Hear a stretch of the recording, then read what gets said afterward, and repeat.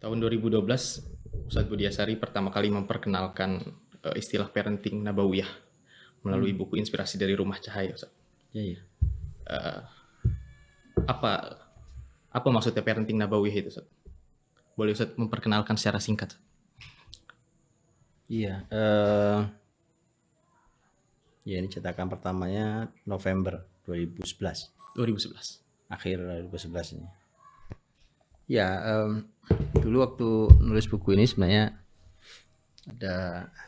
ada apa ya? Satu kegelisahan awalnya. Kegelisahan itu ketika mendengarkan berbagai macam kajian, pelatihan, seminar tentang keluarga gitu ya. Kemudian saya melihat, saya jujur sangat khawatir. Khawatiran saya satu saja, yaitu ini corak generasinya akan jadi kayak gimana kalau kayak gini modelnya gitu. Nah, menurut saya saat itu apa yang paling masalah gitu? Apa yang paling masalah dari konsep-konsep parenting yang ada? Walaupun sebenarnya saat itu beberapa yang saya dengarkan atau yang saya baca bahkan, ya karena di Indonesia ini para pematerinya, penulis-penulis buku itu juga muslim dan muslimah, ya mereka kadang mencantumkan ayat, memberikan hadis, kemudian kadang ada kisah-kisah sejarah gitu. Dari luar nampak kemasannya bagus sekali, tapi sebenarnya itu yang buat saya gelisah tuh. Satunya kegelisahan saya adalah sebenarnya konsep itu bukan konsepnya muslimin. Itu konsep sebenarnya datang dari non-muslim gitu ya. Yang kemudian setelah itu tinggal ditempeli oleh ayat, hadis atau sejarah. Nah, ini malah bahaya menurut saya gitu. Karena kalau saya diprotes gini, apakah semua konsep mereka salah? Saya akan jawab begini, kalau konsep mereka benar, di Islam ada. Kan begitu kan? Betul kan? Dan kalau mereka benar, di Islam ada gitu. Kenapa ada sibuk-sibuk gitu? Karena ini, orang tidak bisa membedakan ya antara konsep yang dulu diambil. Karena kan suka makai umpamanya, bukankah hikmah itu adalah sesuatu yang hilang dari seorang mukmin itu. Anda harus tahu menempatkan posisi itu gitu. Sekarang begini, pertanyaan saya sederhana, tolong jawab itu. Pernahkah Nabi Muhammad SAW belajar mendidik keluarga dan sahabatnya belajar dari Persia atau belajar dari Romawi? Pernah tidak gitu. Tapi kalau strategi perang, oke ya, itu belajar tuh. Ketika kita tahu bagaimana perang Khandaq ya kan, kemudian usulan Farid kan dari Salman orang Persia gitu, yang menyatakan kami di Persia kalau dikepung kami bikin Farid gitu. Jadi artinya orang tidak bisa membedakan gitu. Nanti ketika umpamanya tema bahkan nanti zaman Umar bin Khattab gitu ya, ketika beliau memimpin negara, kemudian beliau belajar gitu. Belajar di beberapa poin, tapi pada hal-hal yang sifatnya tidak membentuk manusia gitu. Umpamanya bicara apa nih? Stempel. Ya kan? Stempel, kemudian kalender, tapi membentuk karakter manusia. Wah, itu harus Islam seutuhnya. Nah, keluarga ini membentuk manusia, bukan melahirkan benda, bukan melahirkan alat, ya, mesin, bukan. Ini melahirkan manusia. Nah, ini tidak bisa dipilah. Gitu. Kemudian suatu saat saya dapat kalimat dari seorang teman yang mungkin banyak mengikuti ceramah atau tulisan saya gitu. Kemudian dia bawa itu di kelasnya, dibantah sama profesornya di kelasnya itu. Profesornya bilang, Anda salah. Gitu. Kalau kita ini, karena temanya waktu itu ada tema tentang kan masyarakat non-muslim itu belajar mendidik generasi itu kadang-kadang dari binatang. Gitu ya. Contohnya umpamanya tentang menstimulus anak. Gitu. Gimana caranya anak itu cuma dicolek aja kira-kira jalan lah, kira-kira gitu. Nah itu kan awal belajarnya dari anjing.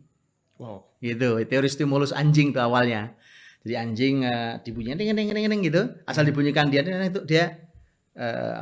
lari, kemudian ada makanan itu. Terus lidahnya menjulur, kemudian keluar ilernya, liur lidah gitu, anjing gitu. Dan itu dijadikan konsep. Ya, terus gitu sampai kemudian akhirnya lama-lama, ya kalau nggak salah gitu teorinya ya. Jadi lama-lama cuma bunyi lonceng aja itu sudah mengeluarkan air liur.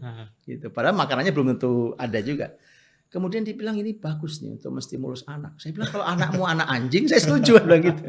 Iya, iya, iya. Tapi dibantah sama profesornya. Loh, di Quran ada loh. Hmm. Di Quran ada loh. Coba umpamanya ayat ketika apa ayatnya? Watlu alaihim naba abnai Adam bil haqq. Naba alladhi Eh, atana. bukan kan? Tentang dua anak Adam. Oh, ya, Naba naba abnai Adam. Itu kan dua anak Adam itu kan nanti ujungnya ketika yang satu membunuh yang lain, yang Allah kirimkan apa? Binatang. Ya kan, Oke. burung gagak gitu. Ngadulah ke saya, itu gimana jawabnya Ustaz ini kan?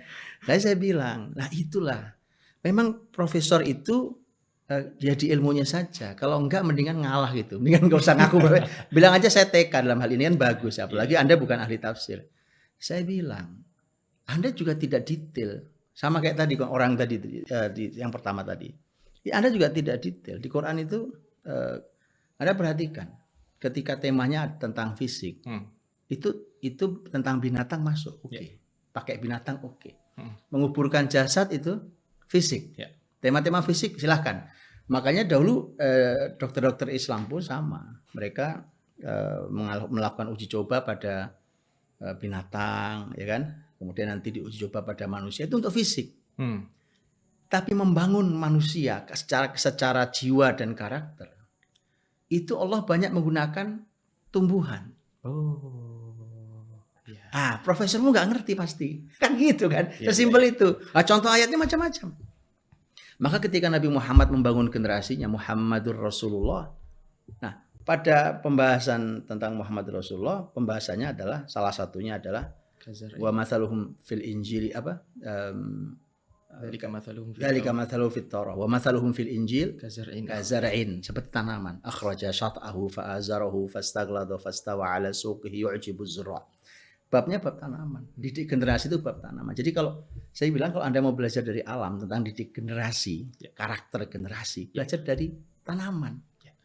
Tapi kalau Anda mau belajar dari tentang fisik, boleh tema fisik, karena sisi kita dan binatang itu ada ada arsiran yang sama. Makanya ulama menyebut bahwa syahwat manusia itu sebagian adalah syahwat binatang. Monyet makan, kita makan, ya kan? Monyet kawin, kita kawin. Itu ada sisi yang sama itu, ya kan? Tetapi kita punya aturan syariat.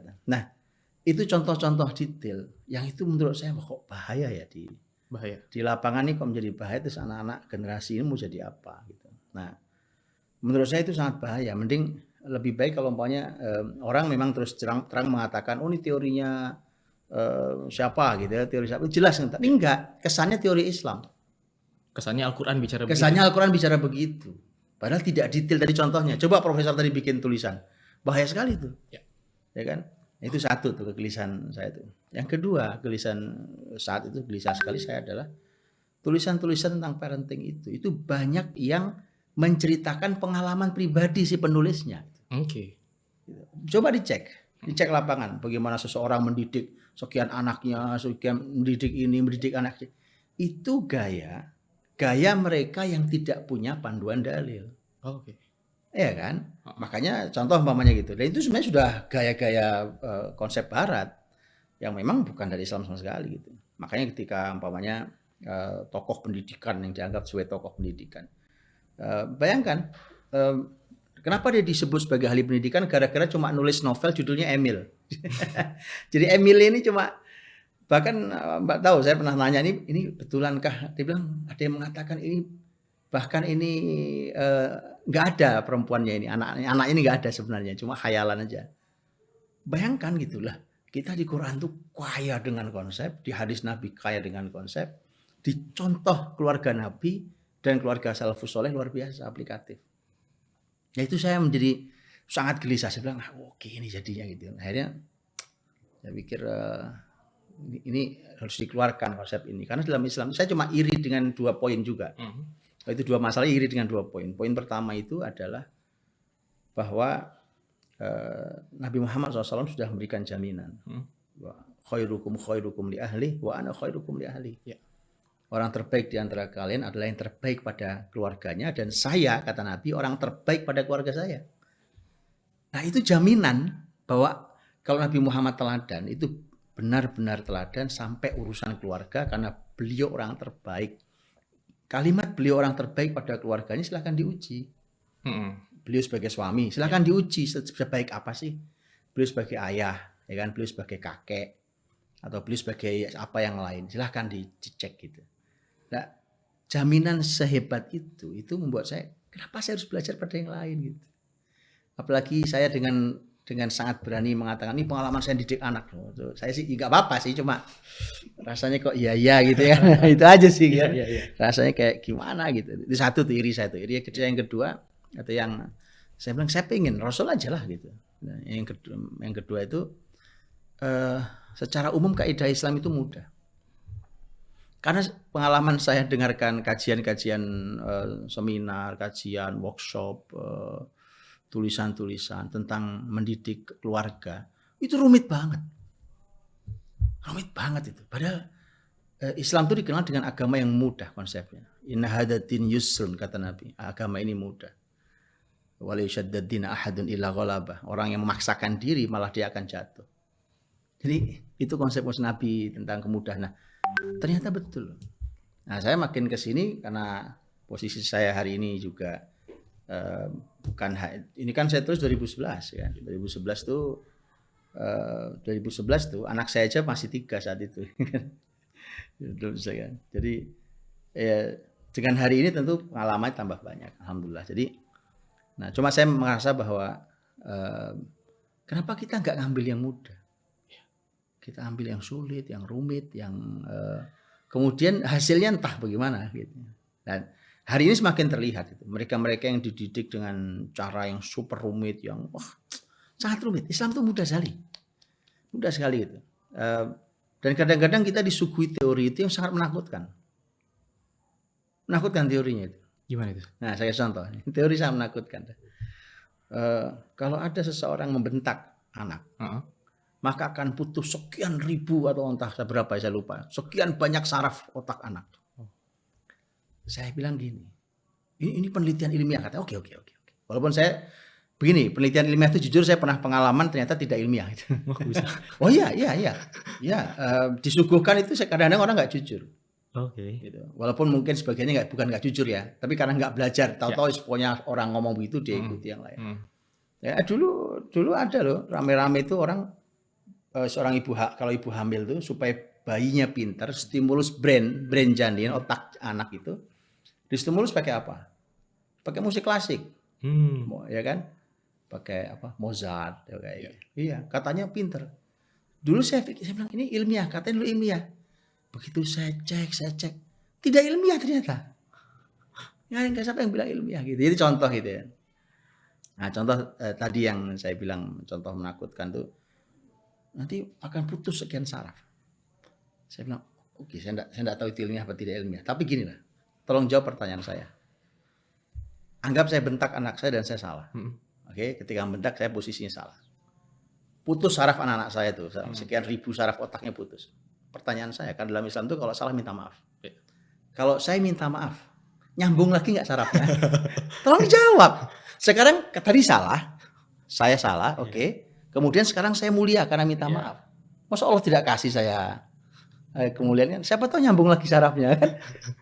Saya pernah tanya orang dan nggak ada jawabannya. Nggak ada jawabannya. Iya. Ustaz Budi tadi sebut soal konsep, Ustaz. Saya melihat hari ini fenomena ketika muncul sosial media. Di sosial media ini orang-orang cenderung senangnya lihatnya yang singkat, Ustaz. Iya. Karena misalkan konten TikTok atau Reels atau Shorts YouTube misalkan. Itu dibatasi, Ustaz. Maksimal beberapa menit misalkan. Sehingga generasi yang terbentuk oleh sosial media hari ini, yang tumbuh dan besar oleh sosial media hari ini, cenderung tidak memiliki kemampuan komprehensi. Dia senangnya cari intinya apa deh, intinya apa. Kalau saya misalkan besok mau cari kerja, saya akan cari tips wawancara kerja, tips misalkan buat surat lamaran dan seterusnya. Tapi cenderung enggan memahami konsep. Itu yang hilang dari generasi hari. Mungkin berbeda dengan generasi Ustadz Budi ketika dulu belum ada sosial media gitu ya. Dan menariknya Ustadz Budi tahun 2011 itu memulai di buku Inspirasi dari Rumah Cahaya memulai dengan antara konsep dan tips. Apa yang sedang ingin Ustadz Budi jelaskan? Itu juga kegelisahan berikutnya.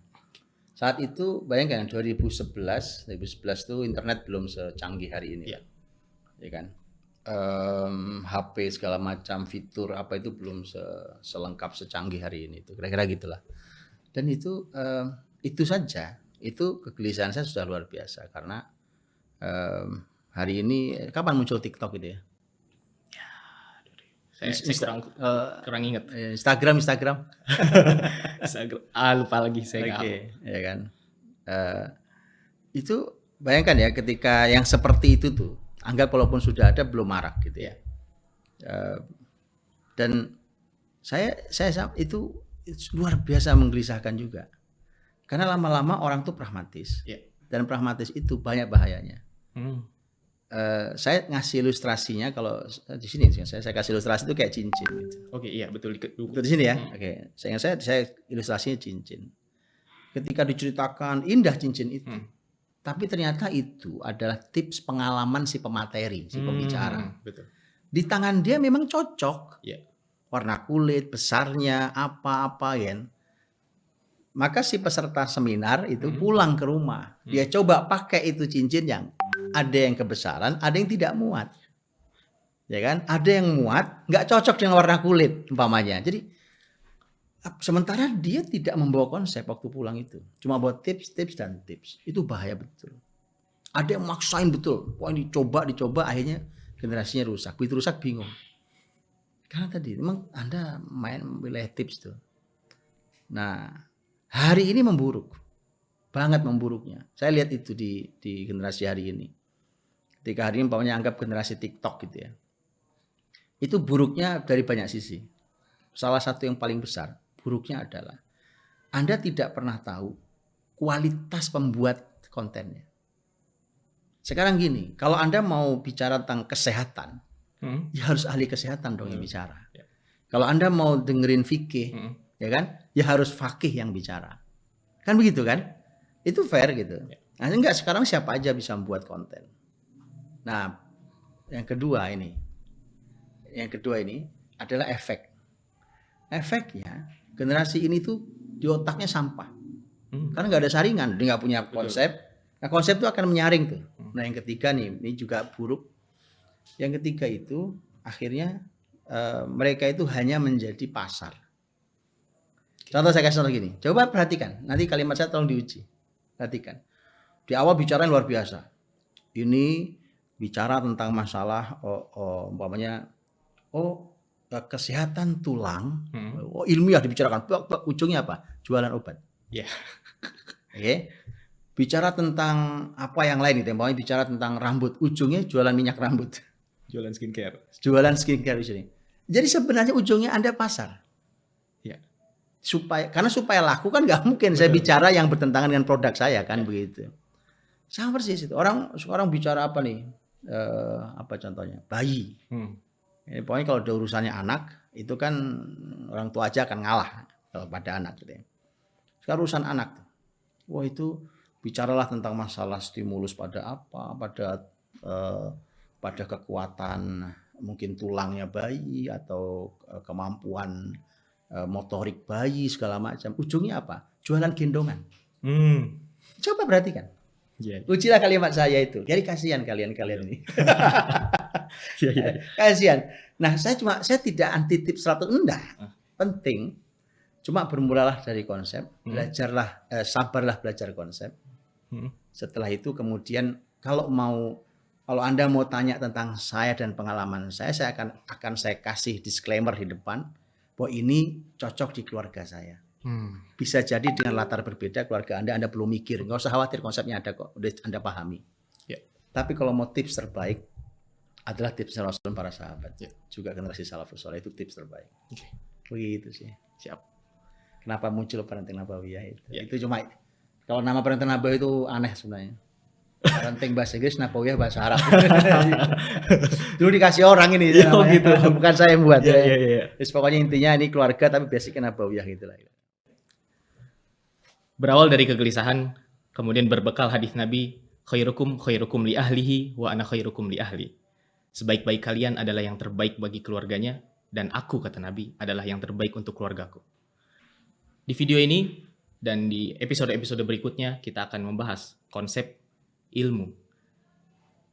Bagaimana Nabi memberikan panduan pendidikan rumah tangga dan juga pendidikan membangun generasi. Hanya di Kursi Hikmah. Selamat datang di